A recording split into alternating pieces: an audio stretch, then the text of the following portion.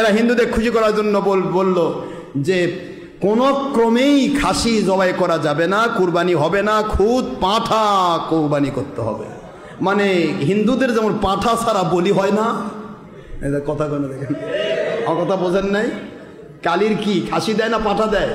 এই বলে না কালির কি দেয়? কালির বলি কি খাসি না পাঁঠা? খাসি হবে?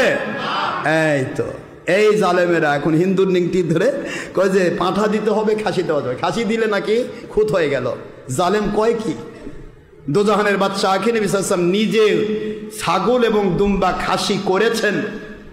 খাসির গোস্ত হুজুর খেয়েছেন। প্রতি বছর হুজুর কাপসাইন মালিহাইন 2টি খাসি জবাই করতেন এবং খাসির গোস্ত হুজুর খেয়ে বলেছেন খাসির গোস্ত পাঁঠার চাইতে বেশি সুস্বাদু। তো নবীজি পাক সাল্লাল্লাহু আলাইহি ওয়াসাল্লাম নিজে খাসি করলেন, আর এই জালেম ইহুদির জাত বলতেছে যে খাসি করলে নাকি খুঁত হয়। তবে নবীর চেয়েও বেশি জানে এই জালেম। এটা সুন্নি মুন্সি বলুক আর ওহাবি মুন্সি বলুক, এরা হিন্দুদের পাঁচাটা গোলাম। এরা হিন্দুদেরকে খুশি করতেছে। আবার কইছে গরু 7 ভাগে কুরবানি দেওয়ার চাইতে খাসি দেওয়া ভালো, গরু দেওয়া দরকার নেই। তার মানে গরু হলো হিন্দুদের,